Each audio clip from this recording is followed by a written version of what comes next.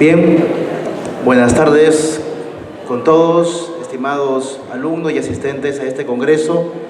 Saludar también a los organizadores del Congreso Nacional de Estudiantes de Derecho por la cordial invitación y asimismo a los profesores con quienes comparto mesa en esta mañana y parte de la tarde.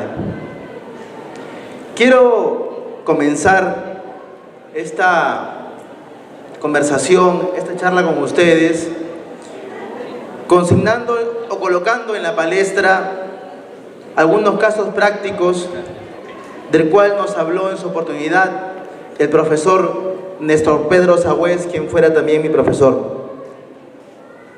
Nos comentaba que en Argentina existió el caso de una mona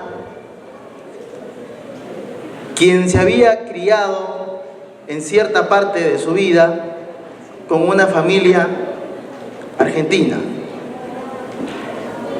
En ese sentido, había existido una familiaridad entre la familia y este animal, pero por las mismas leyes que existen en dicho país, este animal tenía que ser trasladado hacia un lugar donde se le den las garantías necesarias, que es pues un zoológico, ¿no? En ese sentido fue trasladado este animal, la mona fue trasladada al zoológico, la tuvieron allí durante cierto periodo de tiempo y en ese periodo de tiempo vivió aislada, adelgazó, no quería comer, se deprimió aparentemente y la familia que en su momento tenía a este animalito planteó un recurso al Poder Judicial indicando que la mona también tenía derecho a la vida digna. Fue un caso controvertido porque sabemos nosotros bien que en nuestra regulación no podría ser aplicable tal solicitud o pretensión. Sin embargo, hace la reflexión el profesor Sagüez en el sentido de que los derechos se van adquiriendo y avanzan en el tiempo como nuevas concepciones. Tal es así que ahora, decía él, en la Argentina se pretende hablar del derecho a la vida digna de una mona, o del derecho a la vida digna, en suma cuenta, de los animales, lo que ya los cambiaría de la categoría jurídica a la que pertenecen actualmente y que es la que conocemos. Esto es un primer caso del cual nos habló el profesor Sagüez. Un segundo caso que se dio en España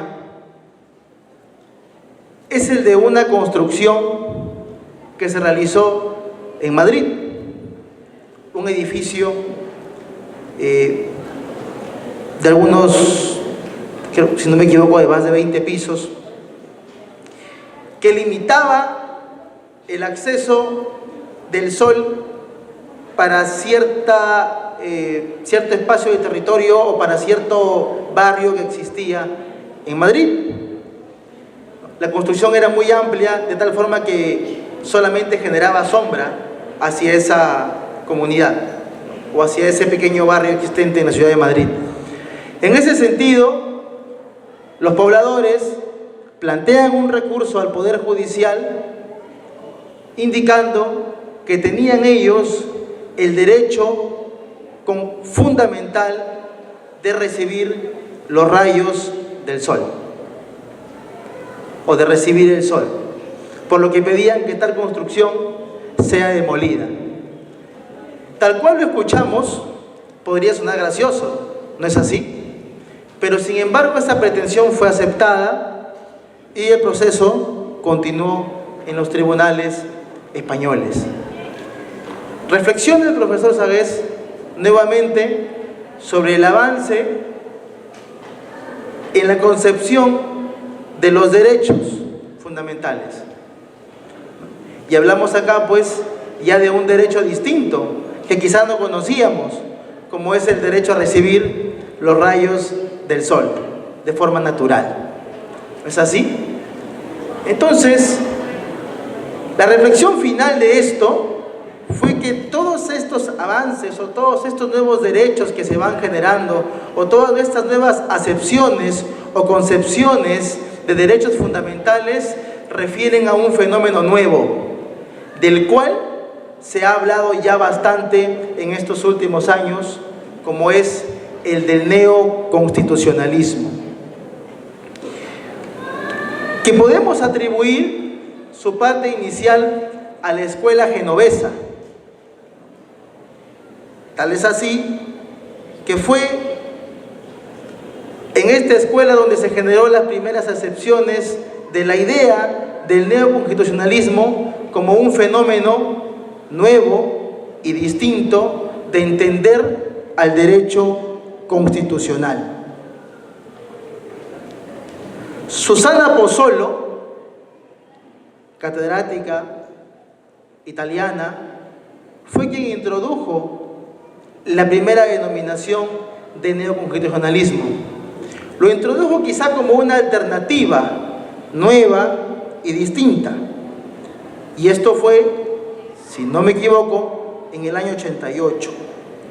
Precisando pues algunas alternativas a lo ya existente y a lo tradicional. Se enfatizaba en el principio sobre las normas, en la apoderación sobre la subsunción, en la Constitución sobre la independencia del legislador y en los jueces sobre la libertad del legislador o versus la libertad del legislador. Lo planteaba como una alternativa, como algo distinto, como algo diferente, pero a su vez este planteamiento, para lo cual la doctora Susana Pozzolo utilizó conceptos que pertenecían también a Dworkin, a Lexi, a Zagrebelsky e incluso al gran jurista argentino Santiago Nino, lo constituyó pues en dos vertientes, que es también como se habla ahora del neoconstitucionalismo. Por un lado, como un determinado fenómeno cambiante en el tiempo y que estructura un cambio en el sistema jurídico con una constitución que da también nuevas alternativas de regulación. Y asimismo, la otra vertiente, que la califica también por la conceptualización de este fenómeno que teníamos inicialmente, es decir, la constituye como una doctrina o fenómeno jurídico. Sin embargo, uno de los mayores críticos a esta corriente neoconstitucionalista ha sido pues el profesor Atienza, de Alicante, como algunos de ustedes ya deben saber, quien en una de sus mayores críticas precisa que el prefijo neo, que se antepone a la palabra constitucional, refiere pues a algo nuevo, y a su vez se sobreentiende que si existe una teoría o corriente neoconstitucionalista actualmente, debió haber precedido o debió haber existido antes una corriente o doctrina constitucional o constitucionalista, lo cual, como bien se sabe, no ha existido. Por lo tanto, es una de las mayores críticas de las cuales se acoge el profesor Atienza para desmoronar la idea de que existe un neoconstitucionalismo. Por otro lado, debemos entender que a lo largo del tiempo se han generado tres modelos de derechos: el derecho jurisprudencial, el derecho legislativo o paleopositivista, como lo menciona el profesor Luigi Ferrajoli, y el derecho constitucional neopositivista o pospositivista. El primero, hablamos del derecho jurisprudencial, que refiere pues al modelo de derecho en el cual se generaban normas y la idea de justicia en base a las necesidades. No se fijaba mucho en la forma de la elaboración de la norma, simplemente en la necesidad existente y se regulaba. El modelo legislativo o paleopositivista, que ya se introducía más a la forma de producción de las normas. Y existía pues un monopolio estatal de la producción normativa, es decir, todo lo que el Estado proponga como norma es ley y se regula tal cual, sin fijar incluso si era necesario o no. Esto avanza en el tiempo porque, como dice el profesor Ferrajoli, se genera este derecho legislativo paleopositivista con una llamada primera revolución institucional, pero esto avanza en el tiempo con una segunda revolución institucional, que sería la subordinación de la legislación al derecho. Y en ese sentido, se cambia la concepción inicial que se tenía sobre el derecho legislativo paleopositivista, en el cual se hablaba de que vivíamos en un Estado de Derecho, a un modelo de derecho constitucional o neopositivista, en el cual empezamos a hablar ya de un Estado constitucional de derecho y ya no de un Estado de derecho a secas.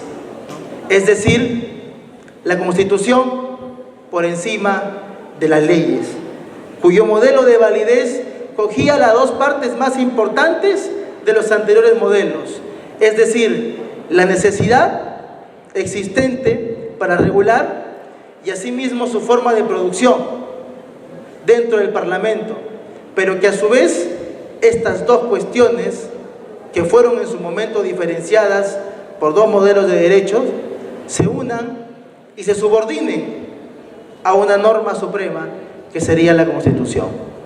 Ese es el tercer modelo de validez, al cual el profesor Ferrajoli le atribuye un nombre: neopositivismo. Quizá he aquí,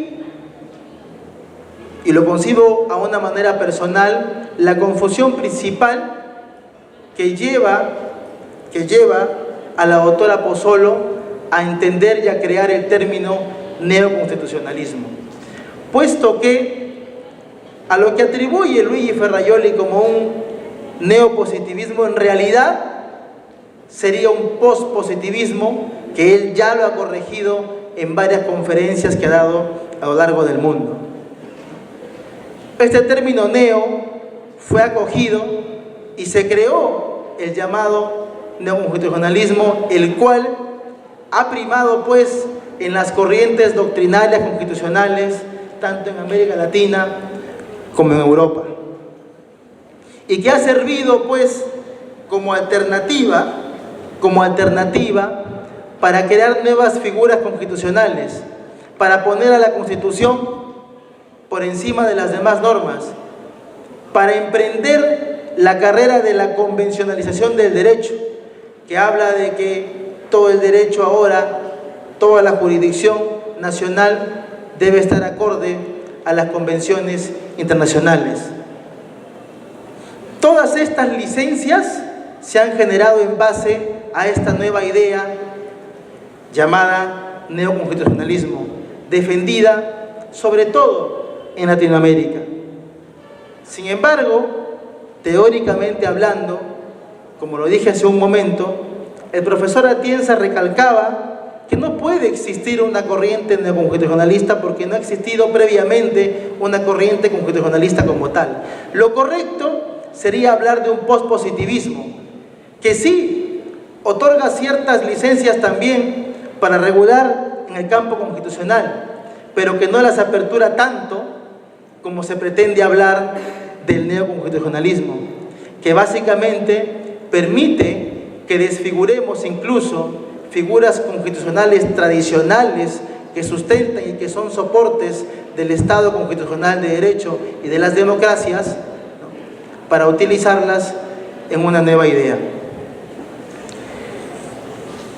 En ese sentido, podemos concluir inicialmente que el neoconstitucionalismo, más allá de ser una teoría constitucional, es actualmente un fenómeno jurídico que ha tenido un desarrollo importante y que ha permitido también, como lo dije hace un momento, ciertas licencias para generar incluso nuevos derechos y nuevas formas de regulación constitucional, nacional e internacional. Por ejemplo, un caso práctico en el Perú. La revocatoria, la cual ustedes deben haberla escuchado, regulada en la ley 26300 sobre los mecanismos de control ciudadano. Este mecanismo de control ciudadano permite que nosotros podamos revocar a una autoridad cuestionada bajo ciertos parámetros y cierta regulación. En ese sentido, la ley 26300 también prescribe pues que esta pretensión de revocatoria debe ser fundamentada, pero no necesita ser probada. Es decir, yo puedo revocar a una autoridad, ¿no?, después del primer año de su mandato, en el momento que lo desee, juntando cierta cantidad de firmas que exige la norma, colocando una causal que es la que la persona revocante quiera o el revocador quiera, sin necesidad de probar estos hechos por los cuales yo advierto la revocatoria de la autoridad. Y tal cual es, no hay posibilidad tampoco de acusarle traslado a la autoridad cuestionada. En ese sentido no puede existir un descargo o una, entre comillas, defensa coherente de la autoridad cuestionada. Simplemente es el jurado el que evalúa, valida firmas y en base a eso se convoca al proceso de revocatoria como tal. ¿Qué se observa aquí? Como lo dije hace un momento nada más, que la autoridad cuestionada no va a tener la posibilidad de contestar o de presentar un descargo respecto de los asuntos por los cuales se le pretende revocar.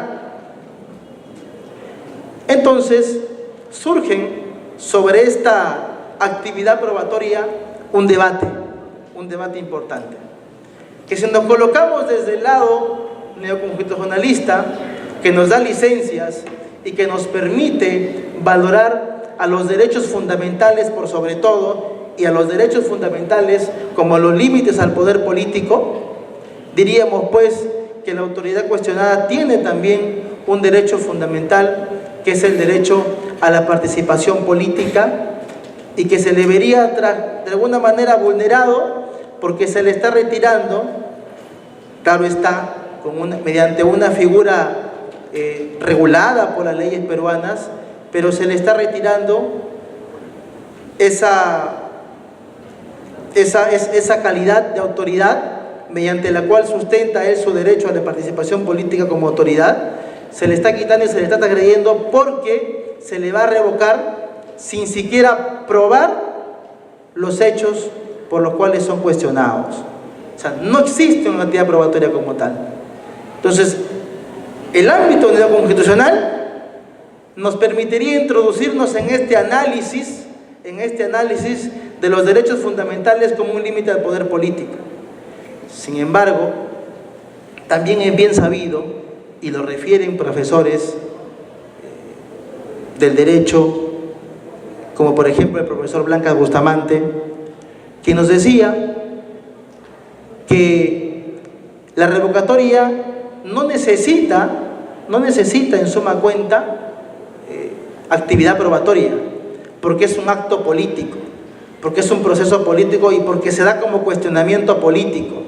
Y la actividad probatoria solamente debe existir en los procesos jurisdiccionales o judiciales, más no en el ámbito político.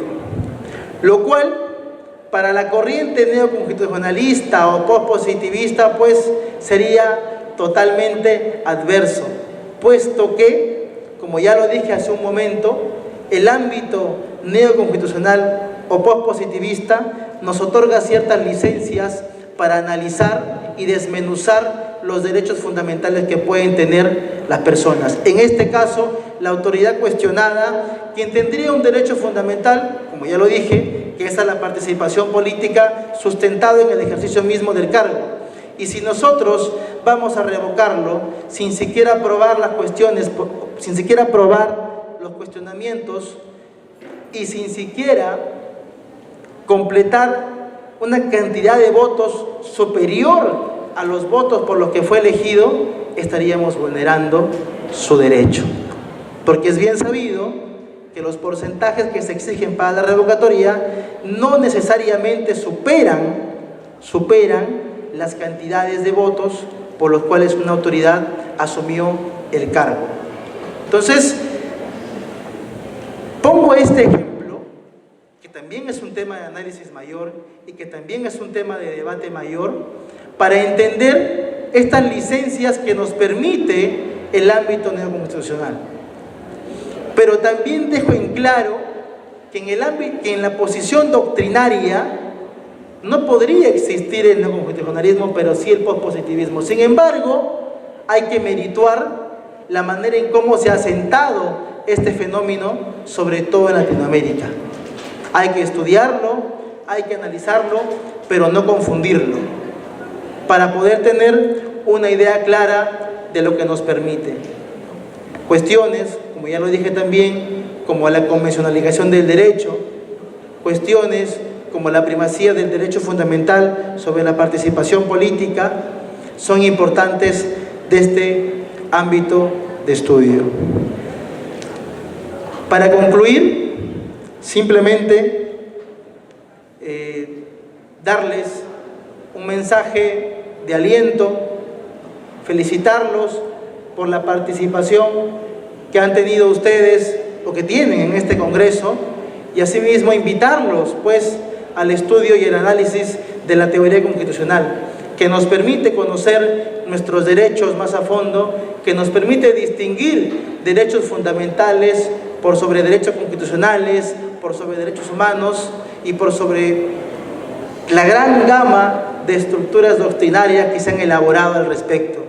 Entonces, jóvenes, repito nuevamente, está abierta la invitación para el estudio de esta rama del derecho, que es muy bonita, que es muy rica y que nos permite tener una base conceptual de las figuras jurídicas que sustentan la estructura del Estado y la estructura, sobre todo, del Estado constitucional de derecho, que es en el cual nos encontramos. Muchas gracias.